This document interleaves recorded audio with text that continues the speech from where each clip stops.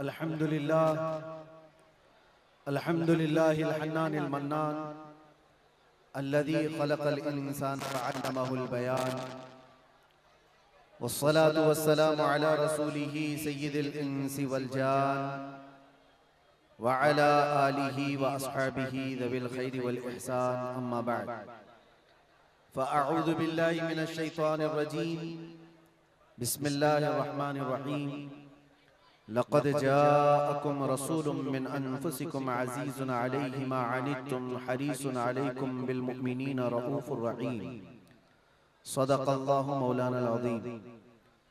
बारगाह रिसालत में आप सल्लल्लाहु तआला अलैहि वसल्लम में एक बार दुरूद पाक का हदिया पेश करें।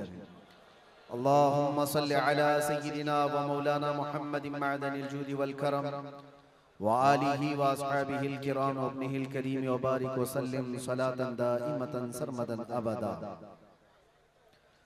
आई नई हुकूमत सिक्का नया चलेगा, आई नई हुकूमत सिक्का नया चलेगा, आलम में रंग बदला सुबह शबे विलादत, हश्र तक डालेंगे हम पैदाइशे मौला की धूम, मिस्ले फारस नजद के किले गिराते जाएंगे, खाक हो जाएं अदू जलकर मगर हम तो रजा, दम में जब तक दम है जिक्र उनका सुनाते जाएंगे। अजीज़ा ने गिरामी वक़ार, आप तमामी अहबाब को सबसे पहले मैं इस अजीम साअत की मुबारकबादी पेश करता हूँ जो अल्लाह तबारक व तआला ने हमारी जिंदगियों में अता फरमाया है। ये कितना अजीम इत्तेफाक है और बल्कि कितनी अजीम सआदत है कि हम अपनी जिंदगियों में 1500 साला जश्न ईद मिलादुन नबी मनाने जा रहे हैं। अल्हम्दुलिल्लाह, ये रसूल करीम सल्लल्लाहु तआला अलैहि वसल्लम की विलादत बासआदत का 1500 सालाना जश्न ईद मिलाद हम सुन्नियों की किस्मत में मनाने आ गया है। एक बात आपको बताता चलूं कि हुजूर पाक सल्लल्लाहु तआला अलैहि वसल्लम की विलादत की खुशी मनाना ये अल्लाह तबारक व तआला ने किस्मत वालों को अता फरमाया है। जिसकी किस्मत अच्छी है वो हुजूर पाक के जिक्र से खुश भी होता है, फलता भी है और फूलता भी है, और जिसकी किस्मत फूटी है वो जलता भी है, जलाता भी रहता है। हमें आज उससे गरज नहीं, आप शरीयत के हुदूद में रह करके हुजूर पाक सल्लल्लाहु अलैहि वसल्लम की आमद की जितनी खुशियां मनाएं वो कम है।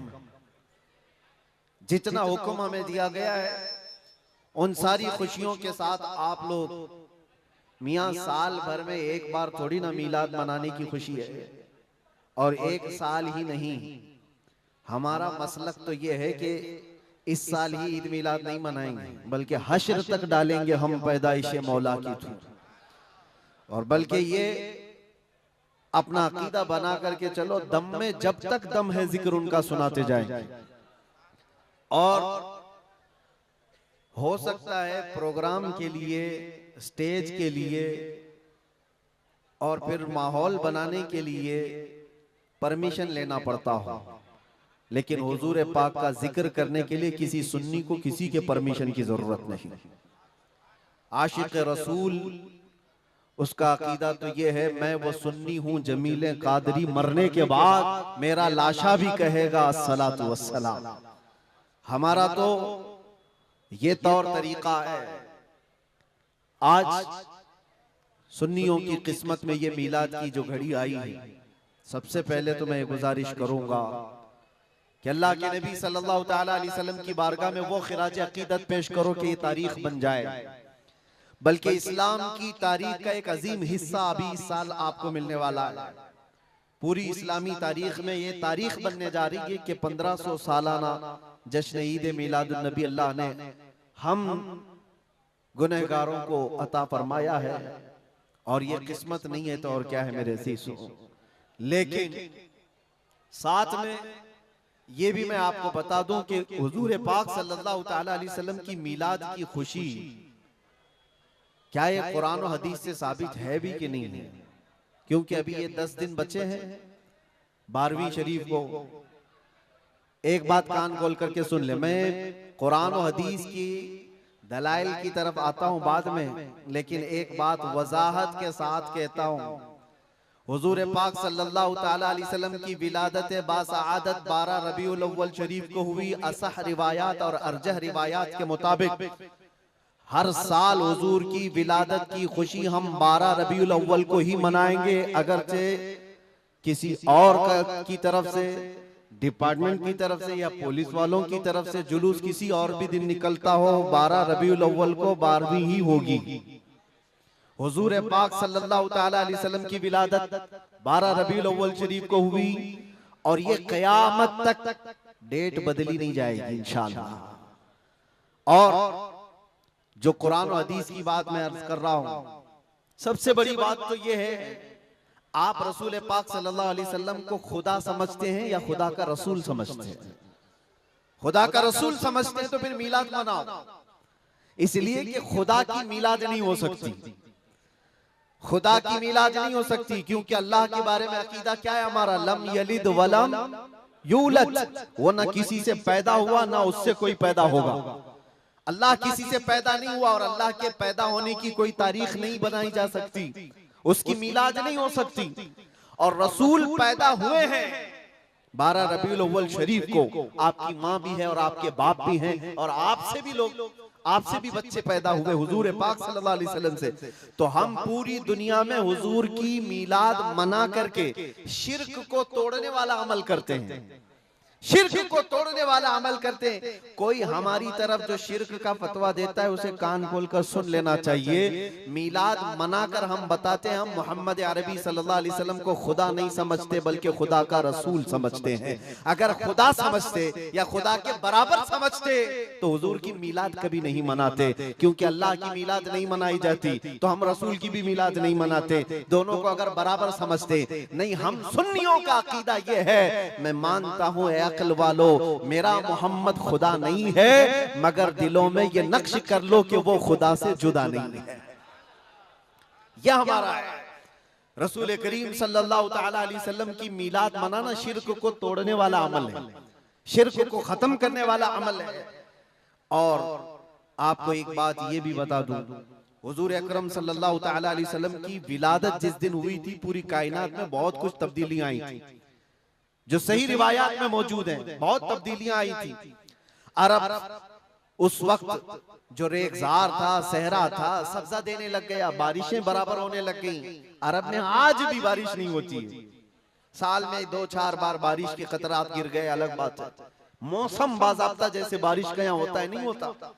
लेकिन जिस साल हुजूर पाक सल्लल्लाहु अलैहि वसल्लम की विलादत होने वाली, अरब में सब्जे उगने लग गए या बारिश होने लग गई है। और उस साल जो हालात की तब्दीली थी, मुल्क शाम में एक नदी जो सूख चुकी थी वो अचानक जारी हो गई, पानी भर आया। और एक नदी जो हमेशा बहती वो अचानक सूख गई। एक आतिशकदा था 1000 साल से जिसकी आग को बुझने नहीं दिया गया था ईरान के नुजूमियों ने, आतिश परस्तों ने, अचानक वो आग भी गुल हो गई। एक ही दिन में सब चीजें हो रही हैं। और कायनात में ये जो बड़ी बड़ी तब्दीलियां हुई थी, उस दिन एक और तब्दीली, बुत सारे औंधे मुंह गिरे हुए थे। जो 12 रबीउल अव्वल शरीफ का दिन था, ये सही रिवायात से मैं बता रहा हूं, बुत औंधे मुंह गिरे हुए।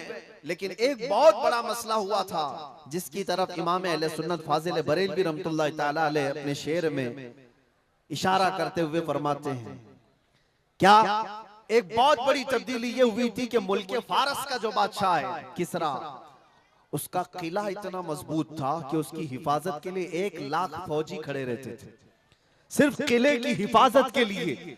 और वो किला इतना मजबूत कि उनका दावा था, उनका चैलेंज था कि इसको कोई तोड़ नहीं सकता, इसको मिटा नहीं सकता। लेकिन 12वीं शरीफ का दिन या सुबह के वक्त अचानक किले के अंदर जलजला आया और दीवार फट गई। और ऐसी फटी कि उसमें से एक आदमी जा सकता है, आ सकता है। आज भी वो शक्शुदा दीवार के साथ किला मौजूद है इराक में, जिसको किलातुल किसरा कहा जाता है आज भी। अब आप अंदाजा करें 2000 साल से वो किला आज तक मौजूद है, तो उस वक्त कितना मजबूत रहा होगा। उस वक्त किले के अंदर जलजला आया, और तख्त उलट गया, दीवार में दरार पड़ गई, वो दरार आज भी मौजूद है। बादशाह हैरान और परेशान।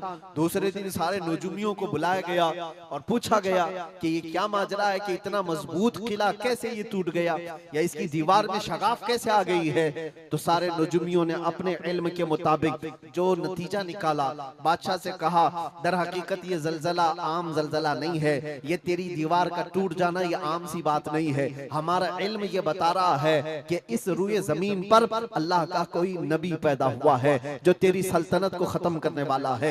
एक बच्चा अरब में ऐसा आया है, आई नई हुकूमत, सिक्का नया चलेगा, आलम में रंग बदला, सुबह शबे विलादत। उस दिन जो हुआ था उसको इमाम अहले सुन्नत क्यों फरमाते हैं, वो एक दिन की बात है ना। हुजूर की विलादत हुई, फारस के किले में क्या हुआ, जलजला आया। हुजूर की विलादत इधर मक्का में हुई और मुल्क फारस में जलजला आया और किले के अंदर दरार आई। अब सुनो, आला हजरत कहते हैं हश्र तक डालेंगे हम पैदाइश मौला की धूम, यानी कयामत तक हम रसूलुल्लाह की मिलाद का जिक्र धूमधाम से मनाएंगे। इसका असर क्या होगा, फारस में तो देखा था किले में जलजला आ गया था, हुजूर के पैदाइश के जिक्र से ही किला हिल गया था। अब हम जब जब जिक्र करेंगे मिसले फारस नजद के किले गिराते जाएंगे, मिसले फारस नजद के किले गिराते जाएंगे।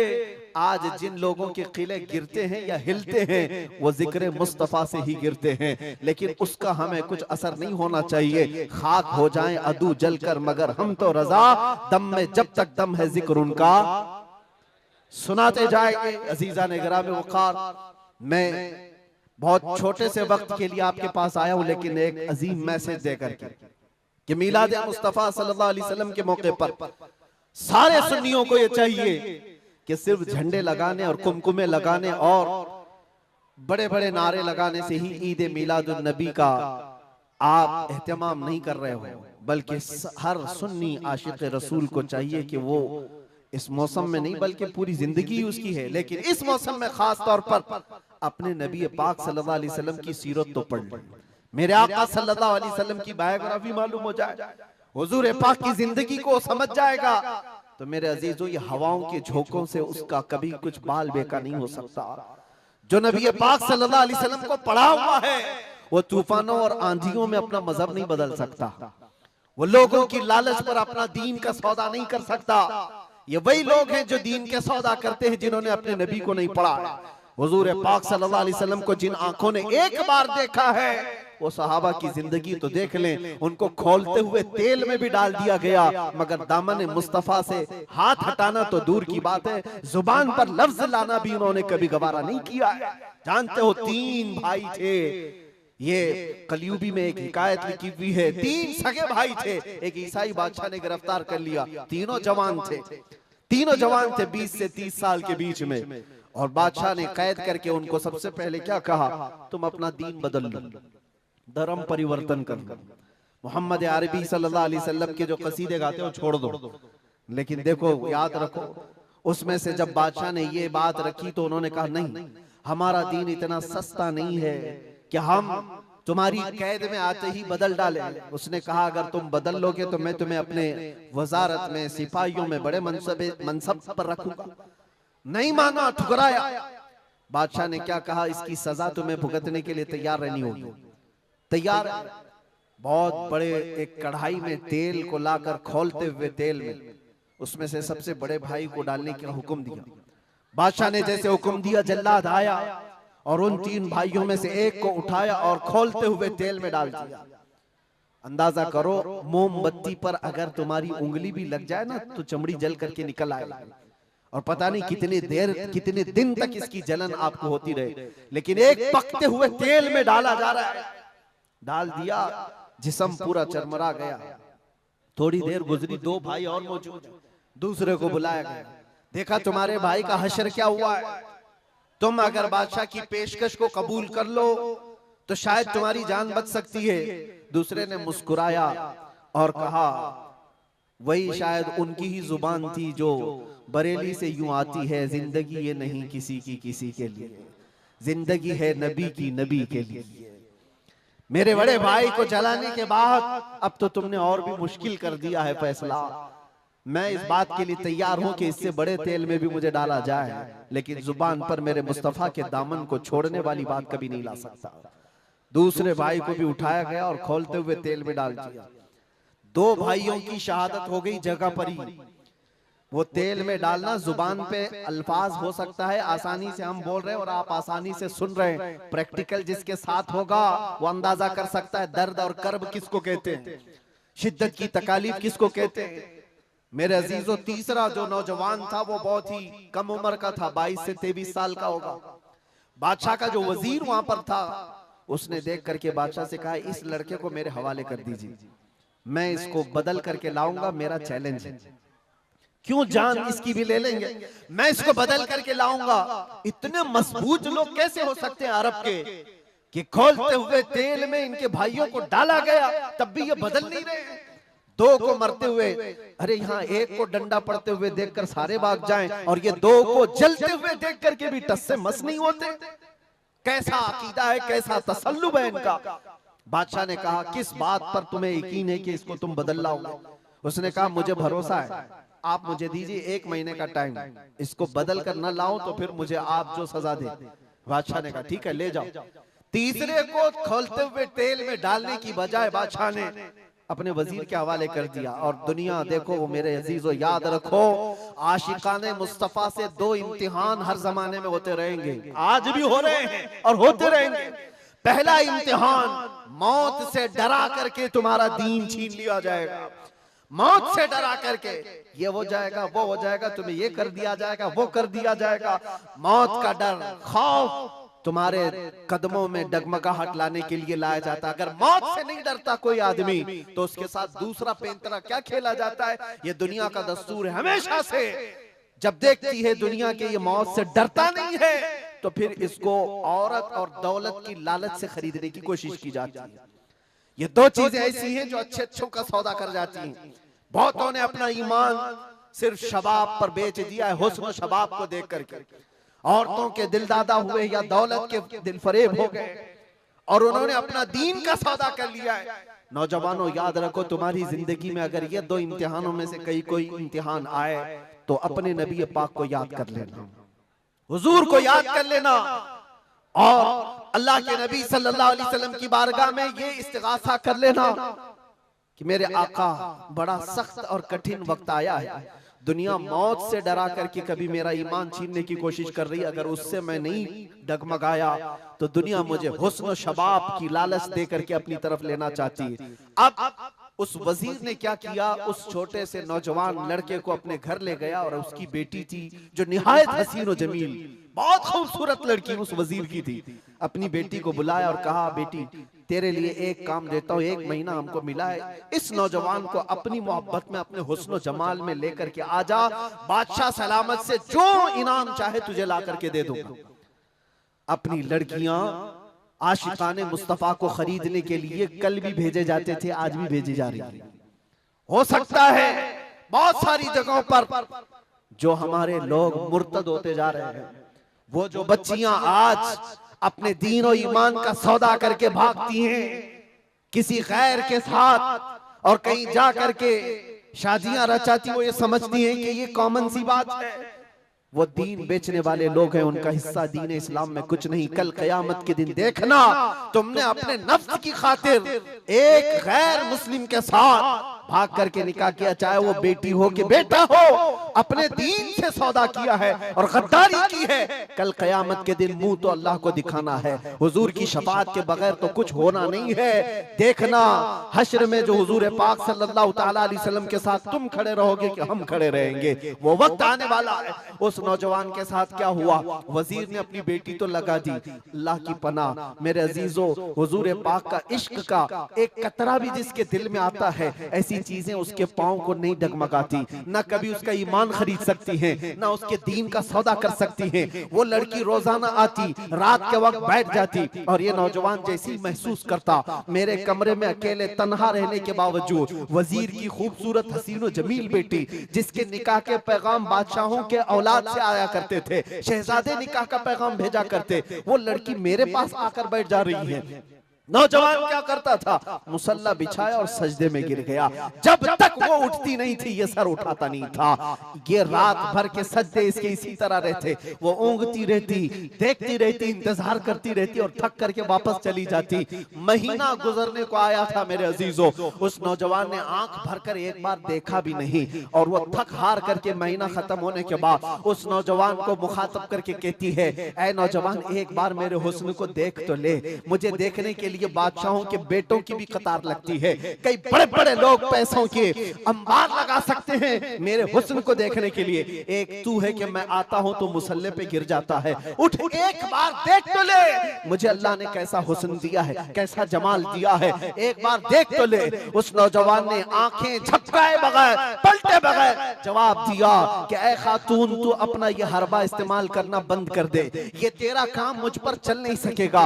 वजह यह है जिन आंखों में एक बार जमाले मुस्तफा बस चुका हो उसको दुनिया का हुस्न कभी धोखा नहीं दे सकता, दुनिया का जमाल उसे खरीद नहीं सकता। वो खातून उठ गई और जवान की इन बातों से उसके दिल पर ऐसा वलवला तारी हुआ। वो खातून कहती है, ऐ नौजवान खड़ा हो जा, मैं तुझे खरीदने नहीं आई, मैं तुझे अपनी दामे फरेब में फंसाने नहीं आई, उठ जा, अब मेरी एक अर्जी सुन ले। नौजवान उठा और पूछा क्या अर्जी है। कहती है कि मैं अब तेरी मोहब्बत में गिरफ्तार हूँ, मैं चाहती हूँ कि तू मेरे दीन में ना आ बल्कि तू अपने दीन में मुझे दाखिल कर ले। जिसके हुस्न ने तेरी आंखों को ऐसा बाकमाल बनाया है कि तन्हा होते हुए भी कभी तूने मेरे हुस्न को नहीं देखा, मैं चाहती हूँ कि उस हुस्न के पैकर जमाले मुस्तफा की मैं भी दिलदादा हो जाऊं। उस नौजवान को उठाया और कहा, मुझे पढ़ा दे ला इलाहा इल्लल्लाह मुहम्मदुर रसूलुल्लाह। हर जमाने में आशिकाने मुस्तफा जो होते हैं, हर जमाने में जो आशिकाने मुस्तफा होते हैं वो दूसरों की छाप अपने ऊपर लेते नहीं हैं, बल्कि जहां जाते हैं अपनी छाप दूसरों पर छोड़ करके आते हैं। यही होती है जिंदगी आशिकाने मुस्तफा की। उस नौजवान ने उसे कलमा तैयबा पढ़ाया और उस खातून ने कहा, चलो यहाँ से निकलो, कुफरिस्तान से निकल करके हम निकाह करते हैं और साथ जिंदगी गुजारेंगे। तवज्जो चाहता हूँ, तवज्जो चाहता हूँ, ये मेरी बात को खत्म होने दो। ऐ नौजवानों, आज तुम्हें कोई बहकाने वाला, खोलते हुए तेल में डालने वाला नहीं है, उसके बावजूद तुमने पता नहीं अपने कितने घंटे ये सारे सोशल मीडिया पर आई हुई ऐसी हसीना और जमीलाओं के पीछे अपनी रातें बर्बाद कर डाली। तुम्हें पता नहीं ये आंखें अल्लाह ताला ने तुम्हें किस लिए दिए हैं। दुआ ये करो कुछ ऐसा कर दे मेरे किरदिगार आंखों में, हमेशा नक्श रहे रूए यार आंखों में। उन्हें न देखा तो किस काम की है ये आंखें कि देखने की है सारी बहार आंखों में। अजीजा ने गिरामी, उस नौजवान ने उस खातून की बात सुन ली और कहा, चलो मुझे इस जगह से, इस कैद से निकालो, हम ये शहर छोड़ देते हैं, ये मुल्क छोड़ देते हैं। उस खातून ने उस नौजवान को आजाद किया और साथ लेकर चल पड़ी, शहर भी छोड़ दिया, बाहर निकल पड़े। रात का वक्त है, अचानक वो आधा रास्ता तय किए कि पीछे से घोड़ों के दौड़ने की आवाज आई। तवज्जो चाहता हूँ, एक फौज आ रही है और हिनहिनाने वाले घोड़ों की आवाजें आने लगी। दोनों डर गए, नए लोग हैं, नौजवान लड़का है, नौजवान लड़की है और शहर से भागे हुए हैं, दीन इस्लाम कबूल करके निकले हुए हैं। बादशाह को हो सकता है खबर हो गई होगी, वजीर को पता चल गया होगा कि कैद से निकला हुआ ये फरार मुजरिम हमारा शहर छोड़कर जा रहा है। पूरी फौज आती हुई नजर आ रही थी। ये दोनों एक दरख्त के पीछे ओट पर छुप कर खड़े हो गए। पता नहीं अब इसके आगे क्या होने वाला है, हमें गिरफ्तार कर लिया जाएगा, हो सकता है हमारा भी अंजाम वही होगा जो हमारे दो भाइयों के साथ हुआ। लेकिन इत्तेफाक की बात है, वो घोड़े करीब से करीब आते गए, वो फौज करीब आ गई और जब आ गई तो करीब आकर वो फौज रुक गई। इन्होंने देखा नहीं ये फौज कौन थी, ये लोग कौन थे। दरख्त के पीछे छुपे हुए हैं नौजवान और वो दुशीजा। अचानक आने वाली फौज में से एक गरजती हुई आवाज आती है, नाम लेकर के नौजवान का पुकारा जाता है, ऐ फलां बिन फलां बाहर आ जा, बाहर आ जा। बाहर ये नौजवान आता है तो देखता है बादशाह की फौज नहीं है, वजीर की फौज नहीं है, बल्कि वो दोनों शहीद भाई घोड़े पर सवार है और सारी फौज में रसूलुल्लाह के वो शहीद सहाबा तशरीफ लाए हुए हैं। नारे तकबीर, नारे रिसालत, नारे रिसालत। ये नौजवान घबरा गया और पूछा, मैं अपने भाइयों को देख रहा हूँ घोड़ों पर सवार हैं, चंद दिनों पहले बादशाह ने खोलते हुए तेल में इनको उंडेल दिया था, इनके जिस्मों को जला दिया था। ये देख करके आप कपकपी जिस्म पर तारी है, भीगी आंखों से पूछने लगा, बड़े भाई आप लोगों को जला दिया गया था, तेल में खोलते हुए डाल दिया गया था, आप लोग यहाँ कैसे आए? दोनों भाइयों ने कहा, ऐ मारे नन्हे भाई, क्या तूने कुरान की आयत नहीं पढ़ी, वला तक़ूलू लिमन युक़तलु फ़ी सबीलिल्लाहि अमवात, अल्लाह की राह में जो मारे जाएं उन्हें मुर्दा न कहो। नौजवान ने पूछा, तुम्हें दर्द कितना हुआ होगा जब जलाया गया था, खोलते हुए तेल में डाला गया था, कर्ब कैसा था, तकलीफ कैसी थी? तवज्जो चाहता है नौजवानों, इश्क़ मुस्तफा में बर्दाश्त किया हुआ दर्द कुछ नहीं होता है। उन नौजवानों ने कहा, दर्द कौन सा, कर्ब कौन सा, तकलीफ कौन सी? तूने हमें डालते हुए देखा है, खोलते हुए तेल में, जलती हुई चमड़ी देखा है, लेकिन हमें दर्द का एहसास नहीं हुआ, इसलिए कि जिस वक्त जल्लाद हमें तेल में डाल रहा था, सामने तो हमें जमाले मुस्तफा नजर आ रहा था। जहां मुस्तफा का हुस्न हो, फिर दर्द किस बात का, कर्ब किस बात का? इसीलिए तो सहाबा का ये नारा था, या रसूलुल्लाह या रसूलल्लाह कुल्लु मुसीबतिन बादका जुललुन, ऐ अल्लाह के रसूल अगर आप हैं तो फिर हर मुसीबत हल्की है, हर मुसीबत छोटी है। ऐ नौजवानों, दुनिया ने खरीदने की कोशिश की है, लेकिन जो जमाले मुस्तफा का दिलदादा है वो दुनिया के हालात से न बिकता है न झुकता है। अपना मिशन ऐसा बनाओ कि तुम्हें 100-500 रुपए में खरीदे जाने वाली कौम का लक़ब न दिया जाए, बल्कि इकबाल आज से 100 साल पहले कहता था, इकबाल शायर मशरिक, अंग्रेजों ने क्या कहा था हमारे मुतालिक, वो अपने शार में कहा है। अंग्रेज क्या कहते थे? थक गए थे, थक गए थे। आपको क्या पता है हिंदुस्तान की इस आजादी में जितने आज बड़े बुलंद बांग दावे किए जाते हैं, पता है नौजवानों, तारीख याद रखो, 30,000 उलमाए अहले सुन्नत को इन्होंने दिल्ली से लेकर कश्मीर तक हर झाड़ी पर फांसी पे लटकाया हुआ था। 30,000 उलमाए अहले सुन्नत। काला पानी की सजा अंडमान निकोबार में किसको दी गई थी? अल्लामा फजले खैराबादी, इनायत अहमद काकोरवी, जिनकी पीठ की हड्डी तोड़ दी गई थी, खड़े नहीं हो सकते थे। 8-8 साल 10-10 साल तक झुकी हुई कमर के साथ इनको सजाएं दी गई। किफायत अली काफी कौन है, जिनको भरे बाजार में चौराहे पर लाकर अंग्रेजों ने फांसी पर चढ़ाया था।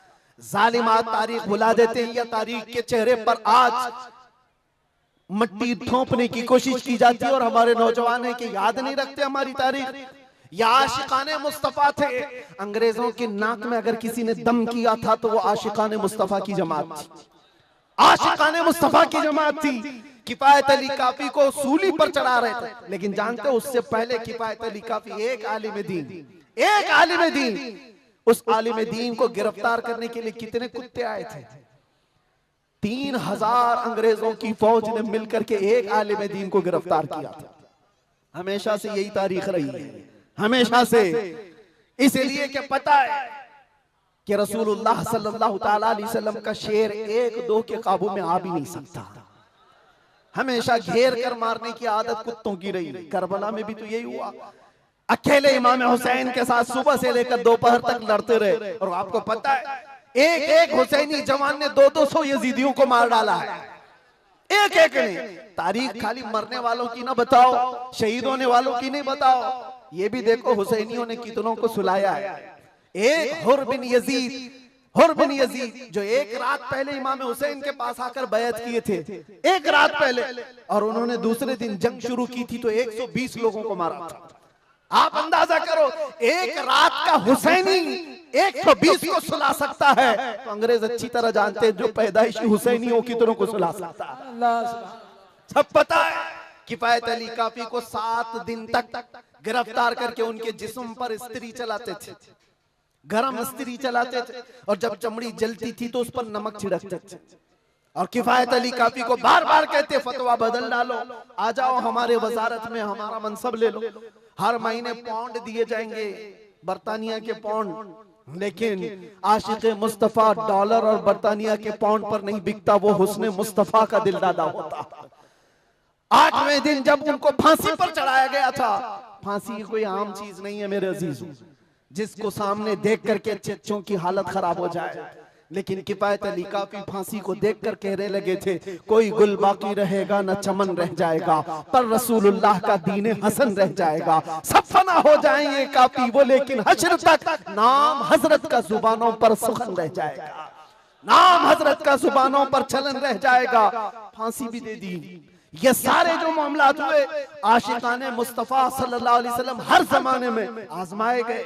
और मैं कह रहा था क्या बात, इधर उधर न जाए बात, अंग्रेज मजबूर होकर ये कहने पर आ गए थे, ये फाका कश मौत से डरता नहीं जरा, ये फाका कश मौत से डरता नहीं जरा। आशिकाने मुस्तफा ने हर जमाने में लोगों की नाक में दम कर रखा है, तादाद में थोड़ी ही क्यों ना हो, तादाद में थोड़ी ही क्यों ना हो, लेकिन डर इनको सबसे लगता है। क्या आपने तारीख नहीं देखी?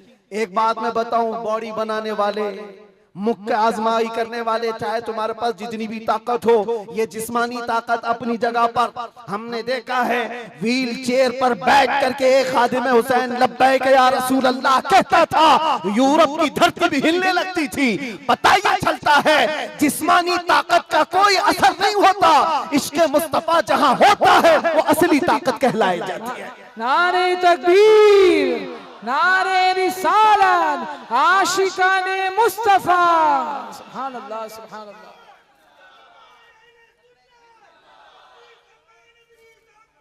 जिंदाबाद, अल्लाहु अकबर, आला हजरत, आला हजरत, आला हजरत, आला हजरत, अल्लाहु अकबर, या रसूल अल्लाह, जिंदाबाद, जिंदाबाद। मेरे अजीजों, बात सिर्फ इतनी है, यही मैंने एक साहब से पूछा था कि मियां तकरीरें बहुत होती हैं, भाषण भी बहुत होते हैं, क्या क्या नहीं कहा जाता। हमने खाली कुछ देर की खामोशी ही तो कहा था। खामोशी कहना क्या इतना बड़ा जुर्म बन गया? वो तो आप सबको भी पता है कहां कहां से हमारे जुलूस निकाले गए, कहां कहां का क्या क्या देखा। बहरहाल मैं वो दास्तानें बताने नहीं आया हूं, लेकिन इतनी बात मुझे आज भी एहसास दिलाती है, ये अल्लाह का करोड़ा एहसान है। तुमने मुझे हथकड़ियां पहनाई है, घुमाया, जहां भी रखा, जिस तरह भी रखा।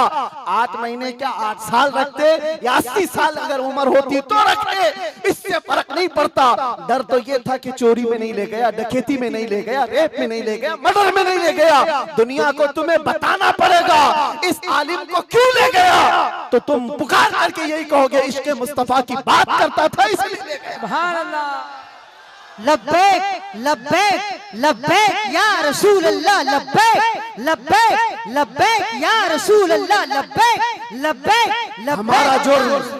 हमारा जुर्म यही तो है, दुनिया को तुम्हें बताना होगा क्या जुर्म किया था। अपनों को भी बताओ और दूसरों को भी बताओ। इसलिए मेरे अजीजों, कई मर्तबा ऐसा हुआ कि हमने अपने साहबों से पूछा भी था कि बात क्या है, छोटी सी बात को इतना ज्यादा क्यों बनाया गया। उन्होंने कहा बात छोटी है, लेकिन हमको ऐसा लग रहा है कि कई सालों से जो मरे हुए वो भी खड़े होने लग रहे हैं, कई सालों से जो सोए हुए हैं वो भी उठने लग रहे हैं। हम नहीं चाहते कि इस तरह का माहौल बन जाए, लेकिन याद रखना मेरे अजीजों, इश्क़ मुस्तफा पर बात करना, इज्जत मुस्तफा का चर्चा करना, अगर ये जुर्म है तो ये जुर्म मौत तक 1000 बार हम करते रहेंगे, 1000 बार करते रहेंगे। इसलिए कि इससे कोई समझौता नहीं। हाँ, हम कानून के खिलाफ कोई बात नहीं करते। अगर अपने नबी पाक की इज्जत की बात करना जुर्म है तो ये जुर्म तो हम करते ही रहेंगे, ये करता रहे, हर नौजवान भी करेगा। नाम मुस्तफा लेना कोई जुर्म नहीं है, हुजूर की इज्जत की बात करना कोई जुर्म नहीं है। लेकिन एक साहब ने कहा, मुझसे कहा कि मुफ्ती साहब आप बयान करो, जितना करना है अपने नबी की तारीफ करो, जो करना है करो, लेकिन आप ये दूसरों को कुत्ता क्यों बोलते हो, ये सारी चीजें क्यों कहते हो। मैंने कहा अगर आपकी माँ को कोई बदकार कह दे, आपकी माँ को कहे कि बदकार है, तो आपको कैसा लगे। तो वो खड़े हो गए, कहा मेरी माँ को क्यों मिसाल में ला रहे हो, आप मेरी माँ के बारे में मिसाल क्यों दे रहे हो। मैंने कहा अभी तो मिसाल ही दिया, गाली नहीं दिया, खाली मिसाल, सपोज, एग्जाम्पल, इस पर आप इतना भड़क गए। याद रखो मेरे अजीजों, आप अपनी माँ से जितना मोहब्बत करते हैं, करोड़ों माँ से ज्यादा एक सुन्नी आशिक रसूल अपने नबी से मोहब्बत करता। हमारी जाने कुर्बान उस नबी पाक की जात पर। आप रुए माजना में मुस्तफास, आप क्या समझते हो दुनिया में जो इज्जत है वो हमारी टोपी दाढ़ी से है, हमारे जुब्बे कुब्बे और हमारे रंगो नस्ल से है। हमें इज्जत हमारे रंगो नस्ल और हमारे नाम और नमूद, हमारे इल्म और हमारे मनसब, हमारी पगड़ी और हमारे जुब्बे नहीं दिलाते। हमें जो इज्जत मिलती है वो किस बात पर? जब तक बिके न थे तो कोई पूछता न था, या रसूल अल्लाह तुमने खरीद कर हमें अनमोल कर दिया। ये नाज ये अंदाज हमारे नहीं होते, झोली में अगर टुकड़े तुम्हारे नहीं होते, जब तक के मदीने से इशारे नहीं होते, रोशन मेरी किस्मत के सितारे नहीं होते। बेदाम ही बिक जाए ये बाजार नबी में, इस शान के सौदे में खसारे नहीं होते।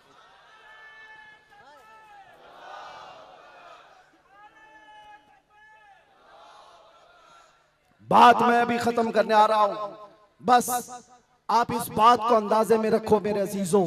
दुनिया में बहुत आंधियां हैं, बहुत तूफान, और लोग कहते हैं हालात सही नहीं है, हालात सही नहीं है, इसलिए ऐसे चलना चाहिए। हालात तो हुजूर जब ऐलान नबूवत किए थे उस वक्त से लेकर अब तक कभी सही हुए ही नहीं, कभी सही नहीं हुए। क्या बदर में हालात सही थे? ओहद में हालात सही थे?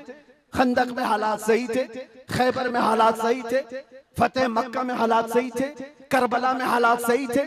कभी नहीं हुए। तो ये क्या ताना दिया जाता है, ये क्या मसलहत और हिकमत की बात की जाती है? हालात बड़े पेचीदा हैं, हालात बड़े सख्त है मेरे अजीजों। ये क़यामत तक ऐसे हालात रहने वाले। सतीजा कार रहा है अजल से ता इमरोज, शरारे बूलहबी से चराग मुस्तफवी, हर जमाने में ये हालात रहेंगे। आशिक मुस्तफ़ा को इन्हीं हालात में परचम रिसालत बुलंद करके रखना है। वो सहाबा से पूछो जो निकल पड़ते थे, पैरों में चप्पल नहीं और कपड़ों पर पैबंद लगे हैं, एक खजूर की गुठली पर पूरा दिन गुजार लेते थे, फाका कश थे, लेकिन उनसे पूछो क्या उनके लिए हालात सही थे? जब अफ्रीका जा रहे थे, जब यूरोप की कलीसाओं में अजानें दे रहे थे, अफ्रीका के तपते हुए सहराओं में नामे मुस्तफा बुलंद कर रहे थे, उनसे पूछो हालात सही थे? वो कहेंगे कहां के हालात सही थे, उस वक्त भी हालात सही नहीं थे, लेकिन उसके बावजूद उन सहाबा का हाल ये था, दस्त तो दस्त है, दरिया भी न छोड़े हमने, बहरे जुल्मात में दौड़ा दिए घोड़े हमने, आ गया ऐन लड़ाई में गर वक्त नमाज, किबला रूहों के ज़मीन बोस हुई कौम हिजाज, एक ही सफ में खड़े हो गए महमूद अयाज, न कोई बंदा रहा न कोई बंदा नवाज। ये सहाबा का मसलक था, उनका मामूल था, टल न सकते थे, जंग में अड़ जाते थे, पांव शेरों के मैदान से उखड़ जाते थे, हक से सरकश हुआ कोई तो बिगड़ जाते थे, अरे तेग क्या चीज है, हम तोप से भी लड़ जाते थे। अजीजा ने गिरामी, आप मजबूती पैदा करो नामे मुस्तफा के साथ। आला हजरत की एक बात बड़ी प्यारी लगी, आप बड़े परेशान थे और ये बात मैं आपको बताकर चलूं, जो इस हक रास्ते पर आएगा उसे समझ करके चलना पड़ेगा, कांटों के रास्ते हैं। ऐसा नहीं कि हर जगह फूल सजाए जाएंगे। लोग ये समझते हैं नामों से रिसालत की बात करें और फिर हलवे पराठे खाते रहे और हम नजराने लेते रहे लोगों के यहाँ जाकर के। लोगों को ऐसा लगता है, आज मैं इस बात की वजाहत करता हूँ, वल्लाह बिल्लाह तल्लाह, कभी मुझे फकीर की कभी ये ख्वाहिश नहीं होती कि लोग मेरे नाम का नारा लगाएं, कभी नहीं। जो नारा लगे वो मेरे मुस्तफा के नाम का हो। हमारी अपनी कोई इज्जत नहीं है, हमारा इस्तेकबाल करना कहीं पर किसी के लिए वाजिब नहीं। आपकी मोहब्बत सर आंखों पर, लेकिन मैं इसका आशिक नहीं और ना ही इसका ख्वाहिशमंद, ना ही बुलंदो बाला इस्तेकबाल के साथ बड़ी गाड़ियों में आना, ये ताम झाम, कभी मुझे इस चीज की ख्वाहिश नहीं रही। और अगर ऐसी ख्वाहिश होती तो इस गली में आकर के आपसे बयान नहीं कर रहा होता। हमने लाखों का मजमा भी देखा है, लेकिन एक बात है, इस रास्ते पर चलने वाले को ये सोच करके चलना होगा कि आजमाइश होगी और इम्तिहान होगा। कई मर्तबा दौलत से खरीदे जाने की कोशिश की जाएगी, माल और मनसब दे करके, या कभी हुस्न शबाब दे करके, या कभी मौत की धमकी दे करके। ये सारी चीजें हमने देखी हैं अपनी जिंदगी में, बहुत छोटी जिंदगी में मौत की धमकी भी दी गई है। और मुझसे एक आ गया था कि अगर छूट गए तो ये समझ लेना कि दूसरा अवतार मिला है आपको। हम तो खैर अवतार देने वाले तुम नहीं हो, रज़्ज़ाक़ हकीकी अल्लाह रब्बुल इज्जत, जब तक वो न चाहे तुम्हारी सारी कायनात मिलकर के मेरा बाल बेका नहीं कर सकेगी। और अगर अल्लाह तबारक व तआला चाहे तो मच्छर और चूंटी से भी मौत हो सकती है। अल्लाह ना चाहे तो मोदी योगी से भी कुछ नहीं होता। अल्लाह अगर ना चाहे, अल्लाह अगर ना चाहे फिरौन और नमरूद से भी कुछ नहीं होता। और अगर अल्लाह चाह ले तो मच्छर से नमरूद भी मर सकता है और पानी से फिरौन भी हिलाक हो सकता है। हमारा अकीदा ये है, हमें उस बात का डर नहीं है। हमारी जिंदगी जब तक लिखी हुई है वो रहेगी, और मौत आनी है तो आनी है। लेकिन इतना याद रखो मेरे अजीजों, क्या ही खूब है बिस्तर पर पांव रगड़ रगड़ करके मरने से बेहतर है कि नामे मुस्तफा बुलंद करके दुनिया से जाए। बुज़दिलों के साथ जाने से बेहतर है आशिकों की जमात में जाए। और आजमाइश तो होगी, इम्तिहान तो होगा। सहाबा के साथ क्या नहीं हुआ? उनके माल, उनकी औलाद, उनके घर बार सब लूट लिए गए थे मक्का में। आजमाइश ऐसी थी कि वो पूरा पूरा दिन एक खजूर की गुठली पर गुजारा करते थे, और जंगें ऐसी उन पर मुसल्लत कर दी गई थी कि उनको अमन नाम की कोई चीज ही नहीं मिलती थी। हर घड़ी एक जंग से निकले दूसरी जंग, दूसरी से तीसरी। हुजूर पाक की वफादारी के साथ इम्तिहान तो होगा। आज मिलाद मुस्तफा है, नबी करीम सल्लल्लाहु ताला अलैहि वसल्लम के 1500 साला जश्न ईद मिलाद की हम तैयारियों में अपने ईमान को मजबूत करो, अपने अकीदे को मजबूत करो, इश्क़ रसूल इतना बढ़ा लो। मैं कभी कोई तलवार बंदूक बारूद की बात नहीं करता, ना ही मैं कभी कोई खुफिया मीटिंग करता हूँ, ना ही मैं कभी कोई तंजीम की बात करता हूँ कि तुम इस तरह की तंजीमें बनाओ, खुफिया मीटिंगें करो, लड़ने भिड़ने के मंसूबे बनाओ। नहीं, जो हमारी बात रिकॉर्ड कर रहे हैं वो भी सुन ले।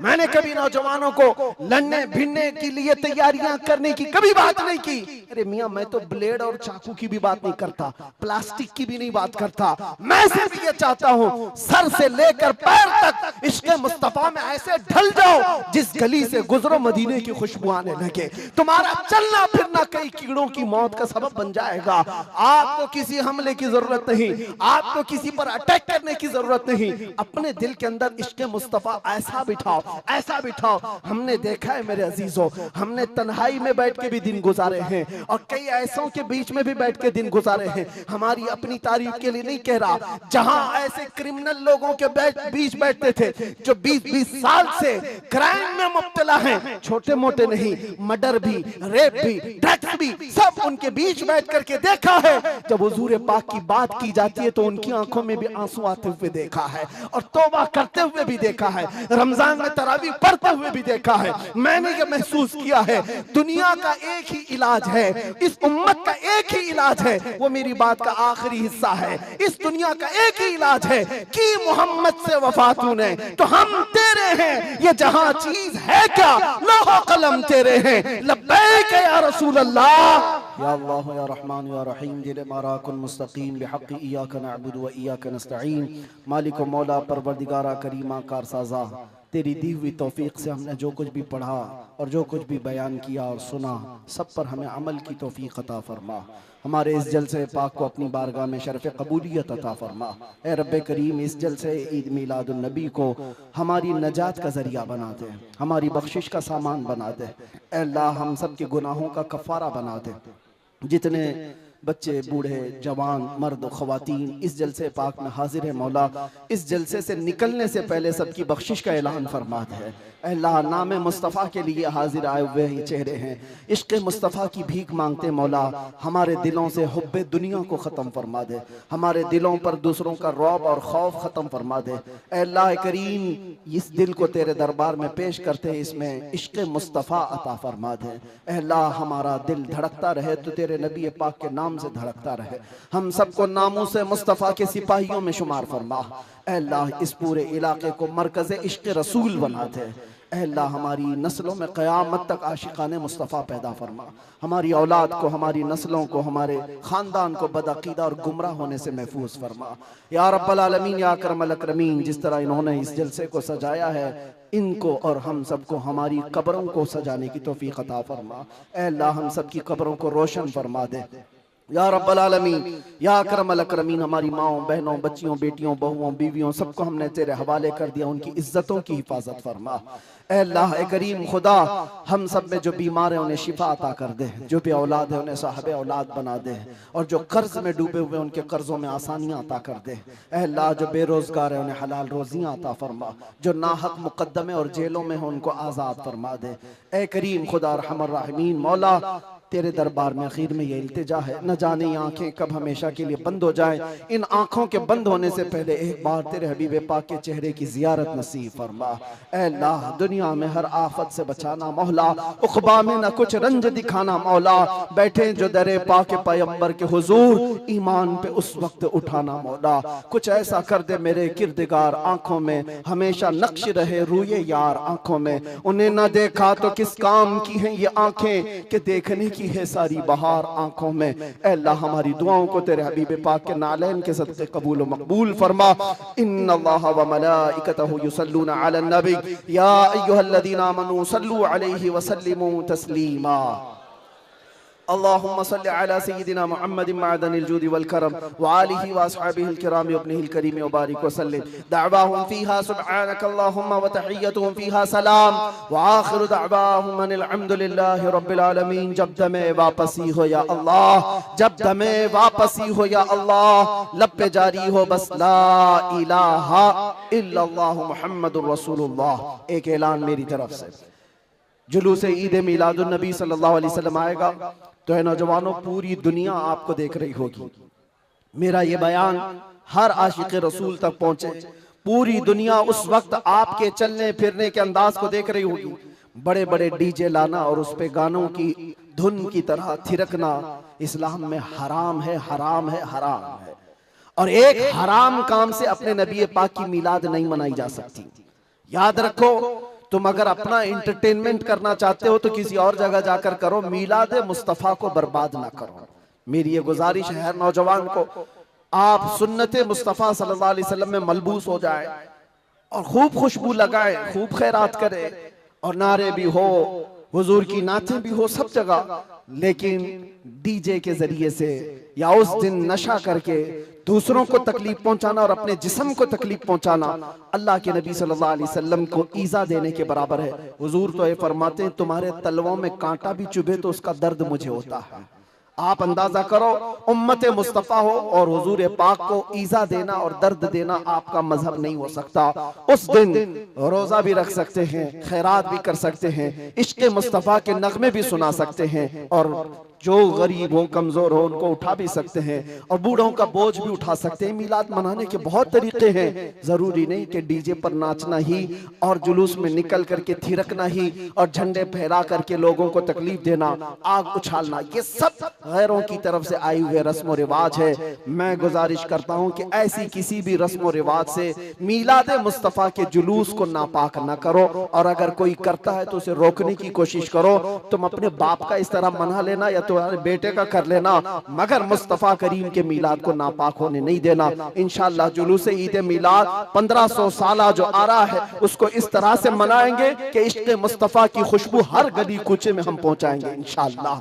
लब्बैक या रसूल अल्लाह, लब्बैक या रसूल अल्लाह, लब्बैक या रसूल अल्लाह।